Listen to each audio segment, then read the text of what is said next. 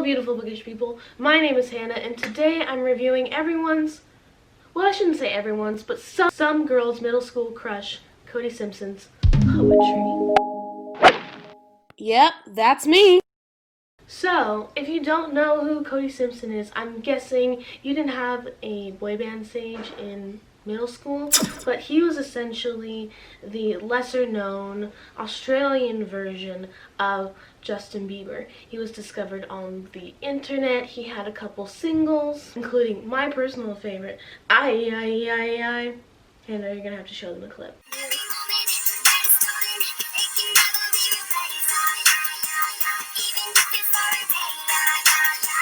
And I think now he's dating Miley Cyrus. So the teen heartthrobs have really come full circle, I think. And I was doing my weekly socially distancing grocery shop trip at Target when I stumbled upon Cody Simpson poetry, prose and poetry. And I was like, Cody R. Simpson, that sure sounds like that teen heartthrob. And it turns out it was. So I was like, this is perfect. I love poetry. I love boy band music. What could go wrong? So hence, we have a video. And that being said, I do want to give a little bit of a disclaimer because poetry is truly one of those art forms that is clearly up to your personal taste. What speaks to me might not speak to you. Now, of course, we can look at a poem and say, oh, this has good structure. Oh, it has an AABB rhyme scheme, and that's cool. But it is truly so subjective. So if you like Cody Simpson's poetry, nothing wrong with it. It's your taste. I'm just going to be telling you what I like in poetry and what I look for and what speaks to me. So to get things started, I want to talk about one that I really liked from Cody Simpson, which is on page 45. This is one of the only ones that seems to use a rhyme scheme, and it also uses water imagery while also being self-reflective, and I really like that. Let's just read the poem, shall we? Beware the tree uncarved by young lovers. Behold the unsailed and uncharted waters to arrive by dusk and linger till morning. So witness the glory yearns to achieve. I content that I, a man no greater than he, am a programmed receiver of sensory glee. For the ancient white curtains of clouds on the skies and the silk azure rippling of waves on the sea. Here we all stand with our smiles and our tears. The cool flow of all drifts slowly across the years. Silver lining unwoven from the fabric of lies, and the gentleman dies while the poem survives. Now, I really like this poem. I like from the first stanza you get a perspective of uncharted waters and young lovers, and then from the second stanza you kind of get this idea that it's self-reflective and it's an older person looking at youth. And then for me it kind of goes off trail. They have some really nice imagery of the ocean and skies, but it's not necessarily adding anything new. And then on the third sentence you get this almost this really cool discussion of eternity with the last line, the gentleman dies while the poem survives. So throughout this whole poem you've been kind of talking about water and comparing, like with that last line, eternity to another entity of water, which is really cool. I just wish that conversation of eternity had been consistent throughout it. You know, maybe comparing eternity to water in its vastness. But if the theme of eternity had been consistent throughout, oof, imagine. So, that being said, I want to compare this poem and show you like the power a poem can have when a theme of like time and the written word is consistent throughout, by comparing it to Shakespeare's sonnet 117. And I am well aware that comparing Cody Simpson's poetry to possibly the best literary genius of our time is a bit unfair. I just want to show you how cool that effect of consistency can be. So here we go. Sonnet 117 by Shakespeare. Not mine own fears, nor the prophetic soul of the wide world dreaming on things to come, can yet the lens of my true love control. Supposed a forfeit to confined doom, the mortal moon hath her eclipse endured, and the sad angers mock their own prestige. Uncertainties now crown themselves assured, and peace proclaims olives of endless age. Now with the drops of the most balmy tree, my love looks fresh, and death to me subscribes. Since spite of him, I'll live in this poor rhyme, while he insults or dull the speechless tribes, and thou, in this shout, find my monument. In thy tyrant's crests and tomb of brass are spent. So upon first reading, you kind of get this idea that Shakespeare is talking about the love of his life, or his love, which, like, with lines like, my true love controls, or her mortal moon hath her eclipse endured. But to me, this poem, or this sonnet, is about his actual true love of the written word, and how he feels immortality can be achieved by writers. Even the line, my love looks fresh, and death to me subscribes. In spite of him, I'll live in this poor rhyme. And it goes on to say, hey, look, monuments have been destroyed. Tyrants, yeah, they die. But the written word is truly gonna be what stands the test of time. Because if you look out through history, some of the architecture of ancient Greece has been destroyed. But what do we still have? Aww. Virgil's writing, some of Homer's writing, not all of it, but it's the source material of culture. It almost gives you like a psych out, where it's like, oh yes, the love, beautiful, prophetic soul, psych! Let's talk about immortality of words, shall we? So it's really interesting. So, the next one I want to talk about for Cody Simpson, where I feel like it suffers from a lot of what modern poetry suffers from, where it talks about too much and then therefore talks about nothing. You'll see what I mean in a minute. With the next hundreds, thousands, bombs and wars and years, the mountains and trees will sit in silence, primordial wisdom and patience, waiting for us to stop over fussing and wake up for the sunrise again. And overall, I think it's probably a message about how humans have the tendency to focus too much on destruction, to actually focus on what really matters, which is the environment, which is valid and true. I just want it to zoom in for a sec, because as of right now, it feels more like a generalization or a blanket statement than it does an actual poem. But I think poetry thrives on specifics and detail. So what I mean by is zoom in is, don't tell me about the war, tell me about how the war is affecting you.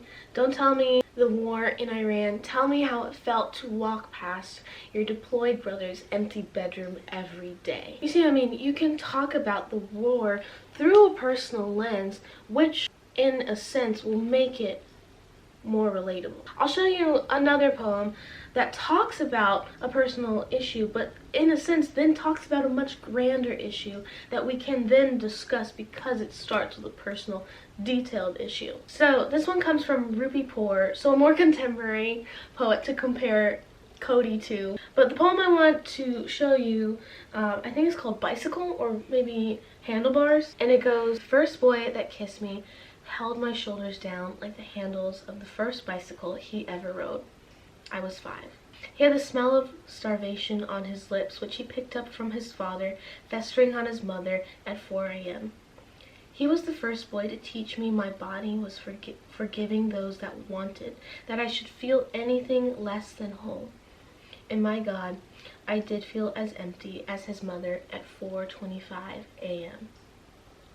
Oh my gosh, it's so powerful, because it's talking about the cycle of abuse that women go through, and how sometimes trauma is generational because people learn from what they see and what they see their fathers and mothers do, and they think that's normal. And so what you get is a zoomed in version of the discussion of gender inequality and the cycle of abuse through a very vulnerable lens, and it's very open and honest. It gives you imagery with handlebars, and also plays with structure, because with that first stanza it's kind of shrinking, almost as she's feeling less than the boy that's taking advantage of her. And that's why what I mean by zooming in. Don't make a poem just about body insecurity. Write a poem about the first time you went to your local pool and felt insecure. Because I might not have had that same experience, but I can relate to the feeling of being insecure through a story. Those are the kinds of like little things I'm looking for. Like, you can talk about so much with so little, and it's so cool. Poetry is so cool, guys. The next part of this poetry book, I mean, Cody is not immune to his own name of being Simpson, because there's quite a lot of poems that just, like, they're Instagram captions. But page 11, just Cody being a simp. Some morning, it's like the sunrise is only for you. She's a pure drop of water in an oil-ridden sea. There are kings who have died falling to court her. There are millions of fish in the sea. Find yourself a mermaid. And it's just like really kind of shallow statements that we've probably all seen on Pinterest before, and it doesn't really do anything for you. But I'm just going to tell you he's not immune to his own name. Because I myself would be a simp for Miley Cyrus if she was in my life as well. There are millions of fish in the sea. Find yourself a mermaid. So going to the last poem I want to talk about, which is cool because you can kind of see Cody playing with form. Oh, you can't see it. There'll be a picture. And if you turn it sideways, it looks like a wave, which is cool because the poem is about a wave. But boil it down, it's not that great of a poem. I'm so sorry. Are you ready? One night on the beach, vibrating waves pulsing lethargic behind my eyes, I saw a woman in the shallow waiting. Denim cut-off jeans, no shirt, blue beds around her neck. Next moment, pointed right at me. Grinning wide, motioned me over. I, a hard-on, and swam. I'm pretty sure he's talking about having a boner. What you say? And it's not really discussing anything. And as soon as I read that last line, it confused me until I figured it out. Because I'm baby and innocent. The whole reason I bring this poem up is because I like it for the fact that it's trying to play with structure. It's trying to mimic something that is in the poem. And that's hard. But I would like to show you a poem that does it better. It's called Mirror by Sylvia Plath. It's a hinge poem, which means it's 9 lines by 9 lines. So it's reflective of itself. When I first read that poem and figured that out, it was a mind-blown moment. But okay, here I'll read Mirror by Sylvia Plath. Mirror, I am silver and exact. I have no preconceptions. Whatever I see, I swallow immediately, just as it is, unmisted by love or dislike. I am not cruel, only truthful. The eyes of a little god foreconcerned. Most of the time, I meditate on the opposite wall. It is a pink with speckles. I have looked at it so long. I think it's a part of my heart. But it is fickle, faceless, and darkness separates us over and over. Now, I am a lake. A woman bends over me, searching my reaches for what she really is. Then she turns to those liars, candles, or the moon. I see her back, and it reflects it faithfully. She rewards me with tears, an intonation in hand. I'm important to her. She comes and goes each morning. It is her face, and that replaces the darkness. In me, she has drowned a young girl, and in me, an old woman rises toward her after day like a terrible fish.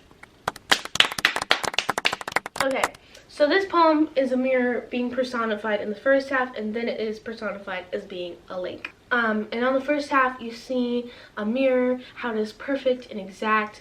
It is harsh, but it is truthful, because a mirror shows you your own realities, whether you like it or not. So the mirror imagines itself as a lake. A woman looks into it, trying to discern who she is. Sometimes the woman prefers the harsh realities, and sometimes we prefer a distorted version of ourselves. Oh, the power of this poem. The woman has drowned a young girl at the end of the poem in the mirror and now sees her reflection as an old woman. Talented, brilliant, incredible, amazing, show-stopping, spectacular. I love it so much because sometimes the harsh reality of ourselves and our outer appearances are hard to take when looking at a mirror. I know I don't like looking in the mirror. And Getting too personal, Hannah. But the form enhances an already brilliant poem. I think that concludes this video. This was my analysis of Cody Simpson's debut poetry book. I don't think it's that bad. There's so many cool ideas that I think he's thinking about, just not executing them to its fullest potential. But thank you for watching. I hope you enjoyed it, and I'll see you next time. Keep reading and all that jazz.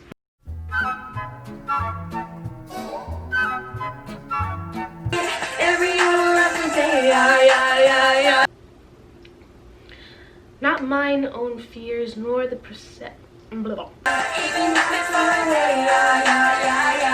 Not mine own fear. No, oh my gosh. And promise I'll be right back, girl. I'm coming right back. But the written word is.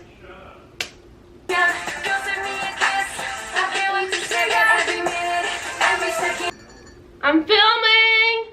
Every hour of the day, yeah. So this one, it comes from Repeat Court. Oh my gosh, what are you doing? This is my favorite part. You're the jam, baby, on the toast.